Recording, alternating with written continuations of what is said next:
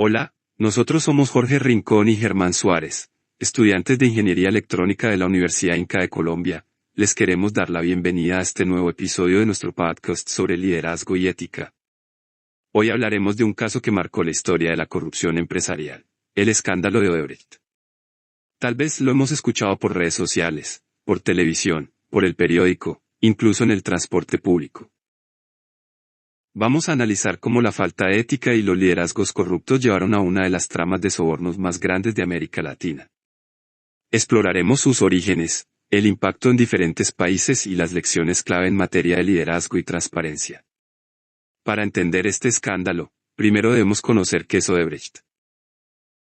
En 1944, en la ciudad de Salvador, Bahía, Brasil, Emílio Odebrecht fundó una pequeña empresa de construcción. Sus inicios fueron modestos, dedicándose a obras locales. Durante las décadas siguientes, la empresa creció y gradualmente aprovechando las oportunidades de desarrollo en Brasil. Las estrechas relaciones con los gobiernos de turno fueron un factor clave en su expansión. Bajo el liderazgo de Norberto Odebrecht, hijo del fundador, la empresa experimentó una expansión significativa. Odebrecht se convirtió en un gigante en la construcción, participando en proyectos emblemáticos en Brasil y en el extranjero. La empresa adoptó una estrategia de internacionalización, buscando oportunidades en mercados emergentes de América Latina y África. Con el paso de las décadas, se consolidó como una de las mayores constructoras de América Latina, con presencia en más de 25 países. Su especialidad era la construcción de infraestructura pública, incluyendo carreteras, represas, aeropuertos y estadios. El modelo de negocio de Odebrecht era exitoso, pero detrás de su crecimiento había un sistema de corrupción sistemática que salió a la luz en 2016.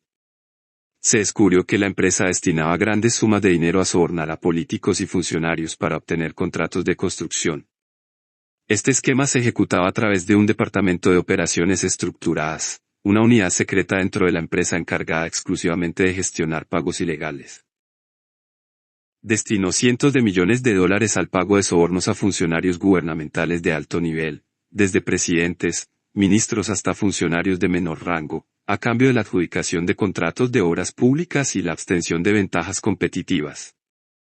La empresa también financió ilegalmente campañas políticas, manipuló licitaciones públicas mediante la creación de consorcios ficticios y la alteración de los pliegos de condiciones y recurrió al tráfico de influencias para obtener beneficios indebidos.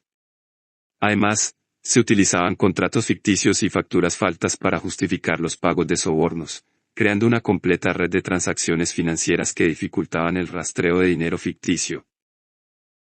El Departamento de Justicia de Estados Unidos reveló que entre 2001 y 2016 el escándalo de Odebrecht se extendió por toda América Latina y África, afectando a países como Brasil, Perú, Colombia, México, Venezuela, Ecuador, Panamá, República Dominicana, Angola, Mozambique, Argentina y Guatemala. En cada uno de estos países, Odebrecht sobornó a funcionarios gubernamentales para obtener contratos de obras públicas, generando un impacto negativo en la economía y la política. Por ejemplo, en Perú se reveló que Odebrecht pagó más sobornos a los presidentes Alejandro Toledo, Alan García y Pedro Pablo Kuczynski, a cambio de la adjudicación de carreteras interoceánicas. En Colombia, el escándalo involucró la financiación de campañas políticas y la manipulación de contratos de infraestructura como la Ruta del Sol. En Brasil, el caso Petrobras reveló una red de corrupción que involucra a Odebrecht y otras grandes empresas constructoras. El escándalo fue considerado el mayor caso de corrupción empresarial de América Latina. La magnitud de la trama y la cantidad de líderes políticos involucrados dejaron una evidencia de la fragilidad de los sistemas de control anticorrupción en la región. Este caso nos lleva a preguntarnos, ¿qué tipo de liderazgo permite que la corrupción se institucionalizara dentro de Odebrecht? Marcelo Odebrecht, empresario brasileño, pertenece a la tercera generación de la familia que fundó la empresa. Asumió el cargo de director ejecutivo de Odebrecht en 2005. Fue el cerebro detrás de la expansión de la compañía. Su liderazgo se caracterizaba por la ambición extrema y una visión de crecimiento sin límites, en la que cualquier obstáculo podía ser superado mediante pagos ilícitos. Bajo su mando se estableció una cultura corporativa donde la corrupción no solo era aceptada, sino incentivada y sistematizada. Marcelo fue arrestado y condenado por su participación en el esquema de corrupción. Su testimonio y acuerdo de colaboración con las autoridades fueron cruciales para revelar la magnitud del escándalo y la implicación de numerosos políticos y funcionarios. En la actualidad, Marcelo está pasando por consecuencias legales. Fueron variables y la Corte Suprema de Brasil ha anulado algunos de los procesos en su contra. El Departamento de Operaciones Estructuradas no solo facilitaba los sobornos, sino que contaba con servicios encriptados y códigos secretos para evitar ser detectados. Además, la empresa utilizaba intermediarios y empresas ficticias para mover grandes sumas de dinero, sin dejar rastros directos hacia Odebrecht. Desde una perspectiva de liderazgo, Marcelo Odebrecht actuó con un estilo autoritario y poco transparente. Su enfoque se basaba en resultados financieros a cualquier costo, sin considerar las implicaciones éticas o legales. Su estrategia fomentó una cultura de corrupción en la que empleados y ejecutivos asumían que las malas prácticas eran parte del negocio. La falta de controles internos y la ausencia de un liderazgo basado en principios éticos facilitaron que el esquema de sobornos creciera sin restricciones durante más de una década. En el mundo empresarial, esto se conoce como un liderazgo tóxico, en el que presión por obtener resultados justifica cualquier medio, incluso los ilegales. Las consecuencias fueron devastadoras en múltiples niveles. Para la empresa, Odebrecht tuvo que pagar la multa más alta de la historia en un caso de corrupción de $2.600 millones. Su reputación se desplomó, perdió múltiples contratos y muchas de sus operaciones fueron suspendidas o prohibidas en varios países. La empresa se vio obligada a declararse en bancarrota en 2019 y su estructura cambió completamente. Para los gobiernos involucrados, en Perú, 3 expresidentes Alejandro Toledo, Ayaan Humala y Pedro Kuczynski fueron implicados en el escándalo, mientras que en Brasil, el caso formó parte de las operaciones Lava Jato. Llevó a la cárcel a decenas de políticos y empresarios en Colombia. El caso salpicó a altos funcionarios y empresarios.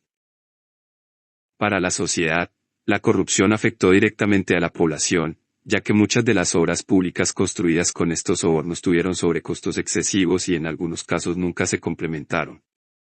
Esto resultó en un derroche masivo de recursos públicos y un impacto negativo en la infraestructura de varios países.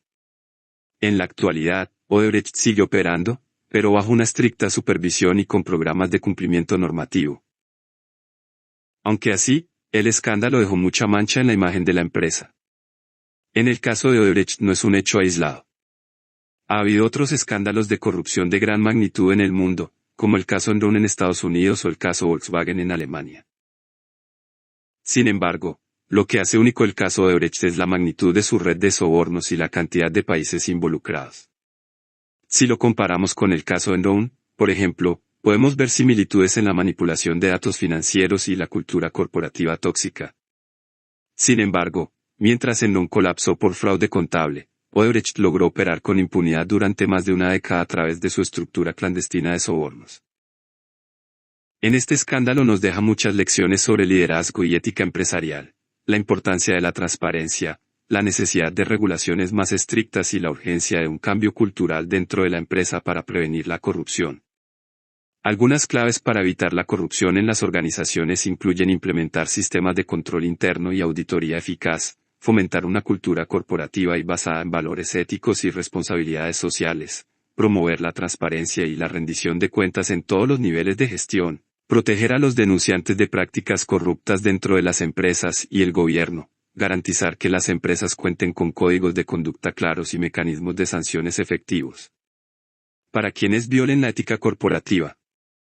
Bueno, y en conclusión, y ya para dar por terminado este caso, hemos visto cómo un liderazgo mal gestionado puede llevar al desastre no solo a una empresa, sino a toda una región. La corrupción no solo genera crisis políticas y económicas, sino que también mina la confianza de los ciudadanos en las instituciones. El liderazgo ético no es solo una opción, sino una necesidad para garantizar el desarrollo sostenible de las sociedades. El reto es ahora aprender de estos errores y construir un futuro donde la integridad y la transparencia sean la base de cualquier organización. Ha sido un placer y hasta la próxima.